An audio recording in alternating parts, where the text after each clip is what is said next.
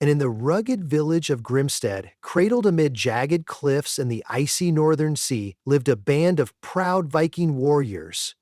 Their thick-bearded chieftain, Hrald the Thunderous, commanded unwavering respect. The men boasted powerful axes, cunning swords, and towering shields emblazoned with the swirling designs of their forefathers. One day, a mysterious shield appeared on the village outskirts, shining in the sun as if freshly polished. Yet no one seemed to know who had forged it. Set against mossy stones, the object looked deceptively ordinary, but something about it drew the eye. Hrold ordered his finest soldier, Halfdan the Wolf-Eyed, to retrieve this curious item, expecting it might be a gift from distant allies or an omen from the gods. As Halfdan trudged out to collect the strange shield, his wolf fur cloak whipping in the coastal wind, he couldn't help but feel a thrill. It was rare for something so finely crafted to appear without a story. Even more peculiar was the shield's uncanny sheen. From afar, it reflected the beams of the afternoon sun like a tiny golden moon, and when Halfdan got close, he discovered ornate runes carved into its circumference. He admired the crisp lines, marvelous artistry indeed. Without a second thought, he reached out to lift it, ignoring the niggling sense that something was off. His fingers had barely grazed its rim when, without warning, the shield started rolling away from him, spiraling off like a mischievous barrel. Startled, Halfdan bounded after it. Vikings were not known for their agility in chasing round objects, yet he refused to be outdone by a piece of wooded metal. The shield sped away, almost skimming the ground, while Halfdan stumbled around trying to snatch it. It felt as though the object had grown a mind and legs of its own. As soon as he lunged, the shield would veer to the left or the right, leaving him clutching at air. Paint peeled from the village walls, and dust clouds rose in Halfdan's wake. His breath pounded in his chest, more from bewilderment than physical exertion. At last he leapt forward in one desperate attempt, only to land face first in a puddle of muddy water. The shield spun around him in a teasing circle, then rolled away once more, vanishing behind a stack of crates. Shouts and gasps rang through Grimstead's market square as villagers witnessed the spectacle. Gorm the fishmonger nearly dropped a flapping cod he was about to gut, while a group of children squealed in delight at the sight of a mighty Viking warrior flailing about in pursuit of runaway armor. Several villagers pointed and offered helpful suggestions. Grab it by the rim or knock it down with your axe. But every time Halfdan tried, the shield slithered free, rolling here, there, and everywhere but into his grasp. Finally, exasperated, he stood up, wiped muck from his beard, and kicked at the crates. He resolved to gather reinforcements. If a single Viking couldn't catch this shield, perhaps 3 or 4 could corner it. Most villagers had heard outlandish tales of magical items. Swords that burst into flames when spoken to, helmets that granted unstoppable courage, even a legendary comb said to tame the hair of the unruliest berserker. But a cursed shield that rolled away when touched? That was new. Intrigued, Hrald the Thunderous assembled his best fighters, Halfdan, Thorbrand the Barebelly, Signy the Spear Maiden, and Guthrum the Quick. They circled up near the village well, each prepared with a strategy to subdue the mysterious object. Even the village elders tottered out to watch, muttering about strange times and cursing under their breath that the gods must be playing tricks again. Hrald took command. "We'll close in from 4 sides, block its path, and soon enough it'll be ours. Keep your wits sharp. No fancy moves. We want no more fiascos like Halfdan's tumble." The chieftain gave a pointed glance at Halfdan, who reddened in embarrassment. Before they could coordinate further, the bright glimmer of sunlight off polished metal streaked across their line of sight. The shield had returned to the center of the street, its carved runes shimmering ominously. Hrald lifted a hand. "On my word!" Halfdan and Signy rushed in from the east and west, Thorbrand and Guthrum from the north and south. Like a choreographed dance, they pounced. But the moment their hands reached out, the shield spun on its axis, hopped an inch off the ground, and zipped under Thorbrand's arm. With unified roars, they attempted to close ranks, but the rolling menace dipped around their ankles like an eel in shallow water. Thorbrand clutched only air. Signy's foot tangled with Halfdan's, and Guthrum sailed into a barrel of salted herring. But the shield rolled merrily away, leaving 4 prone Vikings splayed on the dusty road, a tangle of limbs and outraged growls. Spectators erupted into laughter. Even the village elders cracked toothless grins at the scene. Hrald, not one to be mocked, swiped at the dirt in a feeble attempt to look dignified. I see how it is, he muttered. No wonder it's in our village. This contraption is cursed, or else possessed by one of Loki's trickster spirits. Fishing Guthrum out of the herring barrel, Hrald motioned for his warriors to regroup behind the mead hall, away from the prying eyes of amused onlookers. Bruised and herring-scented, Guthrum nursed his pride in silence, while Thorbrand wheezed from exertion. Signy massaged a twisted ankle, and Halfdan, covered in mud from his previous chase, tried to pretend it wasn't dripping down his face in rancid clumps. They shifted into a huddle. Sagni spoke first, voice sharp with frustration. That shield responds to us. It knows exactly when we make a move. Either it's enchanted, or we're dealing with some advanced mechanism beyond mortal understanding. Guthrum nodded, draping seaweed off his broad shoulders. I've never seen such speed. It evaded my best swipes. You'd think it had eyes. At this, Halfdan's mouth twisted into a wry scowl. Nothing had ever eluded his iron grip like that. What if it's not a random curse, he suggested. Perhaps it picks its owner by who knows what, or it's doing the god's bidding somehow. Hrald crossed his thick arms. We need a plan, and quickly. The men are losing faith in our prowess, and we can't have a runaway shield making a mockery of this village. He plucked bark from one of the mead hall timbers, tossing it aside as he considered. First, we isolate it. If we herd it somewhere where it can't roll off, we'll have the advantage. Signy nodded. A small enclosure or a pen of some sort? Exactly, said Hrald. We build a fence behind it, row by row, until it's cornered. The tactic was put into motion that afternoon. Hrald dispatched a team of villagers to build a makeshift corral out of timber boards and sharpened stakes. They selected an open patch near the beach where they assumed the shield wouldn't have an easy time rolling uphill if it tried to escape to the rocky cliffs. Bit by bit, the barrier formed a circular arena about 3 times the size of a standard fighting ring. The moment the corral was complete, the watchers whistled to attract the shield's attention. Sure enough, the glinting object came spinning along, as if it were curious about the construction process. Hrald and his warriors entered the ring, hearts thumping. They beckoned the shield inward. Slowly, almost cautiously, the cursed object rolled forward, weaving in figure eights like a skilled dancer. Then, sensing hunting eyes upon it, it spun so fast it nearly became a blur. The warriors fanned out, each carrying a net or rope. With careful steps, they tried to circle the shield. They had it hemmed in, or so they believed. But in the split second before they pounced, the shield abruptly leaned backward on its rim and hurtled forward, bounding over the top of the fence. Everyone inside the corral gasped. The shield soared through the air as if launched from a catapult. A collective "No!" rose from the entire crowd. The wooden wall was useless. This cursed disc could jump. The shield bounced once on the sand, rolled along the beach, and dove into the shallow surf. For a moment, they all held their breath, certain it would be swallowed by the sea. But almost comically, a gentle wave nudged the shield back to shore. It spun in place for a few dramatic seconds, droplets of salt water flung in a shining arc. Then it resumed its chaotic dash, weaving past driftwood like a joyous child playing tag. Dozens of Vikings gave chase, brandishing nets, spears, and even long-handled paddles. But once again, the watery interlude had made the shield slippery as a fish, and within minutes, it scattered every attempt at capture. Frustration mounted throughout Grimstead. Children made up rhymes about the rolling shield. Merchants swore they'd lost customers because visitors came only to witness comedic attempts at capturing the runaway armor. Wagers were placed. Some believed that a well-coordinated net throw could trap the shield, while others insisted it would leap or spin away indefinitely.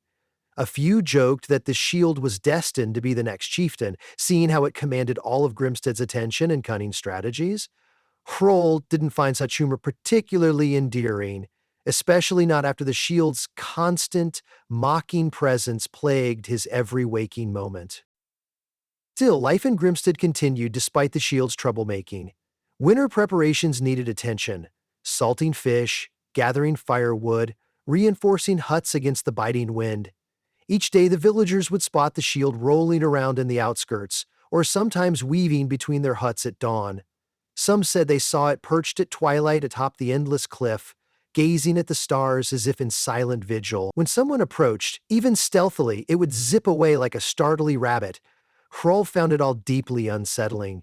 Something so clearly mystical needed resolution. He resolved to consult the wisest seer he knew, Ylva High Tongue, an elderly woman rumored to converse with spirits and even troll kin.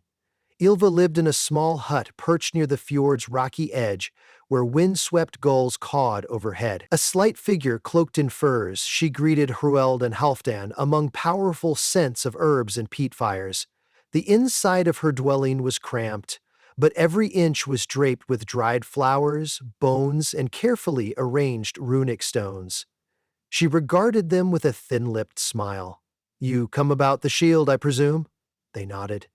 "I know of it," she continued, voice raspy yet strangely melodic. "It's older than it appears, and has had many owners. The runes etched along its rim speak of a guardian spirit, tasked with testing the worthiness of those who would claim it. It will not let itself be owned by mortals lacking a specific quality." Her veiny hands gestured to the smoky rafters. "Which quality?" Halfdan asked. Ylva's weathered face sagged. "What that is, I don't know. It may test your humility or generosity, or perhaps your sense of humor." "The runes are cryptic." Crow let out a frustrated sigh, raking his fingers through his beard. "We can't keep letting it roam, making fools of us. If we must pass a test, how?" Ylva's eyes glimmered with mischief. "Think about what you truly want from it. If it must serve you, then approach it with the right intention. A shield is meant for protection. Perhaps you show you can protect others first, or prove your sincerity. The shield will roll until it finds someone fit for it." She shrugged, as if the matter were plain. With that, she offered them a pungent tea, served in small wooden cups. Despite Hurl's discomfort with unexplainable magic, he nodded in acknowledgement. "We'll try," he said gravely. Returning to Grimstead, Hurl shared Ylva's words. A hush spread over the chief's assembled warriors. "We must show ourselves worthy," he summarized. "But what does that mean?" Signy offered, "A shield is a symbol of defense. Perhaps we should demonstrate an act of mercy or protection so that the spirit within sees our value." Halfdan interjected, "We are also vexed by the shield's knack for outrunning us. Maybe we must approach it not with aggression, but with calm." Guthrum rubbed his jaw. "So, talk to it nicely? Offer it a hug next time?" The group chuckled grimly, recognizing how strange their situation had become. The following morning, Grimstad awakened to urgent commotion. A group of raiders had been spotted off the southern coast, their ships creeping into the bay under the cloak of dawn. The village had little time to muster a full defense. Hrald and his best fighters scrambled for their weapons. They bellowed for villagers to take cover, to gather behind the sturdy gates. Boats approached, manned by rough-looking men brandishing swords. Despite the simmering alarm, Grimstead found itself short of proper defenses. The majority of its warriors had scattered beyond the region to trade or secure winter supplies. Only a core group of fighters remained, forced to confront the raiding party head-on. As the enemy ships ground onto the pebbled shore, the raiders leapt out with savage war cries. The loyal warriors of Grimstead lined up bravely, their own swords glinting in the pale sunlight. Halfdan realized in horror that the equipment shortage meant several villagers stood without shields. He tried to direct them behind makeshift barricades. The enemy advanced. A swirling melee began on the beach. Swords clashed, sand kicked up, bodies collided in a violent dance of survival. Harold thundered commands, Signy wielded her spear with devastating precision. Guthrum flicked knives with expert aim, and yet the villagers were outnumbered. An older fisherman stumbled, unshielded, as a raider bore down on him. At that instant, a familiar glint of metal zipped across the battlefield. The cursed shield rolled right between them, forcing the raider to stagger back. Halfdan's eyes widened. There, in the midst of the chaos, the runaway shield darted back and forth, deflecting blows or tripping up the attackers.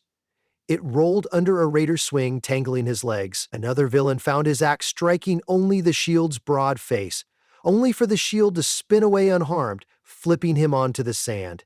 Time and again, it inserted itself between a helpless villager and an incoming assault. Halfdan, chest pounding, realized the shield wasn't there to mock them this time. It was protecting them. Could Ylva's words be proving true? Since the shield was aiding Grimstead, Halfdan dared to see if it might cooperate. He rushed toward the old fisherman, hoping to provide cover.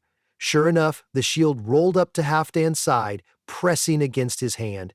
The sensation was surreal. It felt as if the shield were offering itself in that crucial moment. Halfdan hesitated, remembering all the humiliating attempts to seize it. But with another enemy bearing down, he gritted his teeth, stared at the shield's runes, and quietly said, "I swear I will protect my kin. If your goal is the same, then let's fight together." In a single swift motion, he slipped his arm through the leather straps on the shield's backside. For the first time, it did not roll away. The handle and rim fit his forearm perfectly. A strange warmth spread through him, as though the shield recognized his vow. No further time for reflection. Halfdan blocked a savage strike, the shield humming against the blow. He then lunged forward, knocking the attacker backward. Everywhere he went, the shield seemed to guide his defense, tilting at just the right angle to deflect incoming weapons. It was like fighting alongside a partner who understood combat better than he did. The clan's spirits soared at the sight of their unstoppable comrade. And unstoppable, he was seemingly unstoppable, except for the occasional comedic moment when a blow glanced off the shield at an odd angle and sent a raider spinning off onto his backside. As the battle wore on, Thorbrand and Guthrum gathered strength. Signy's spear flashed under the cold sun, unerringly protecting her fellow villagers. With the help of Halfdan and his newly cooperative shield, Grimstead's defenders turned the tide. Hrold seized the moment, rallying his warriors for a final push. The raiders, battered and demoralized, retreated to their boats. Grimstead's people raised a victorious cheer, though many panted from exhaustion.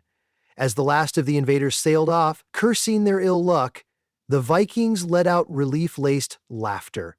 A crisis had passed, and the village still stood.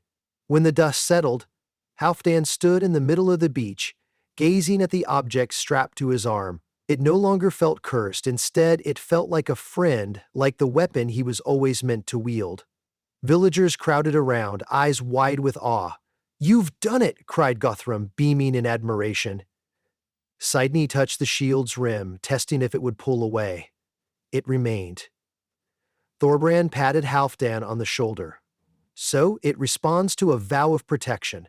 I should have guessed it was simpler than we thought." A hush fell as Hrol approached. The chieftain surveyed Halfdan, his stern features twisting into a hint of a proud smile. "You and that shield share a bond now, lad."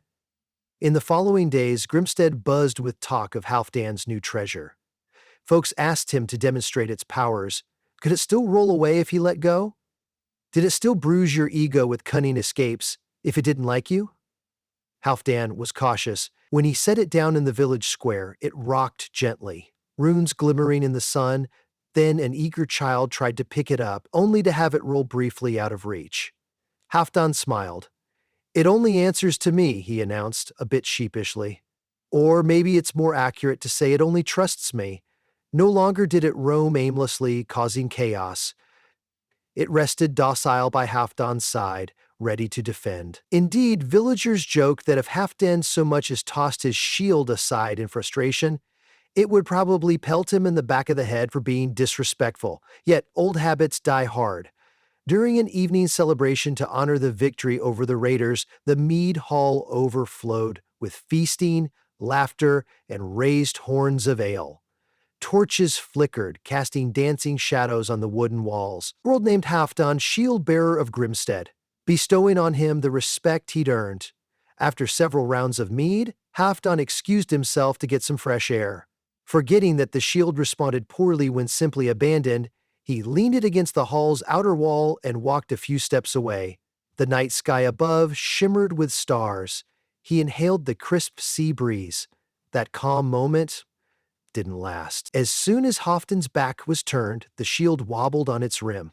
A half-silv cup of mead, carelessly placed atop a barrel next to it, fell over the shield's edge, drenching its surface. Whether offended by lack of attention or spurred by the rush of beer, the shield suddenly tottered and started rolling into the dark. Hearing the scraping sound on cobblestones, Halfdan spun around. "Hey, where are you going?" he shouted. He chased his own shield through the torchlit streets. It wasn't fleeing with the same wild unpredictability as before, but it bounded along with a playful bounce, as though scolding Halfdan for taking it for granted. To the onlookers, already tipsy from the celebration, it seemed as if man and shield were engaged in a spirited game of hide and seek, perhaps a little mead-fueled. Halfdan sprinted clumsily, stubbing his toe on a loose paving stone. But eventually, with arms outstretched, he corralled his rolling companion near the blacksmith's forge. Panting, he muttered, "All right, I get it. I won't leave you behind so casually." He carefully picked it up, mindful of its swirling runes. "I told you I'd protect my kin, and that includes you."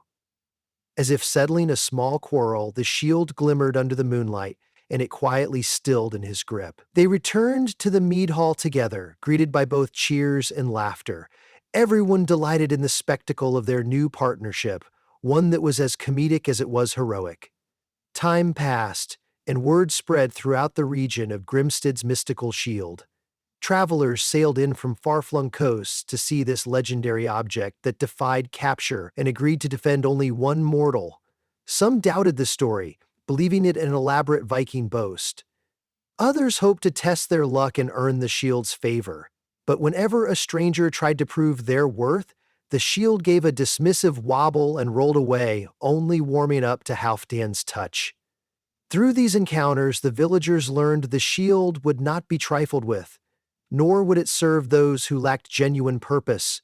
Indeed, the shield seemed to reflect the very essence of a true guardian. In a final gesture of respect, Harold had a small altar constructed in the village's central square. Upon it, carvers placed a wooden effigy of the shield to commemorate the day Grimsted rallied together to defend their home with the runaway relic's help. The real shield Halfdan kept close, carrying it on his back or resting it beside him when he slept. There was always a sense of mutual watchfulness between them, as though the shield was more than a mere object. It had become his companion and friend. Late one evening, after practicing drills at the beach, Halfdan settled on a boulder, rinsed by gentle waves. He placed the shield upright in the sand, letting the moonlight illuminate the runes. The sea whispered comfort, and the night sky stretched above him in endless black, dotted with icy silver. He could almost picture the shield's ancient spirit listening to his thoughts, sharing in his pride, sorrow, and hopes. He leaned forward, pressing a calloused hand to its rim. "Thank you," he whispered. "I'm glad we've found each other." The water's quiet lapping provided the only reply, but in that moment the shield's glint seemed to pulse tenderly, as though to say, "So am I." From that night onward, Grimsted's life returned mostly to normal, with new war stories to share and a fresh sense of unity. Whenever trouble threatened or a distant settlement asked for help, Halfdan would step forward. He'd hoist his shield and it would not roll away. No brash display, no comedic chase, only a steadfast willingness to act as a bulwark for those in need. The villagers no longer mocked or placed bets, for this rolling shield had proven itself more than an eccentric enigma. It was a testament to the power of intention and the worthiness that emerges when one's heart is set on protecting others. Even the rowdiest among them agreed, sometimes a bit of humility, a sincere vow, and the willingness to defend can bridge the gap between man and magic. Still, that mischievous streak remained. Occasionally, on a mild summer evening, or in the midst of a lively festival. The shield would wiggle its way free from Halfdan's side and tumble around a bit, reminding the townsfolk of the uproar it once caused. Children squealed with delight, chasing after it, while the older villagers shook their heads in mock exasperation. Thorbrand would grumble, "Well, old friend, we can't say life is dull in Grimstead." And Halfdan would tip his head back with a hearty laugh, agreeing wholeheartedly. Thus, in a settlement once bested by a single piece of equipment, they found new respect for the shield and for each other. The unstoppable rolling disc that mocked every attempt to tame it had, in the end, taught the entire village something vital. True strength isn't always about brute force or cunning traps. Sometimes it requires a vow to protect and the humility to recognize that even the sturdiest armor has a spirit of its own. And if it ever decides to slip from your grasp for a quick jaunt around the square, it's best to give merry chase and remember the reason it chose you in the first place. After all, some friendships, especially the magical ones, may roll away momentarily, but they always come back when you show you're ready to defend them with an open heart.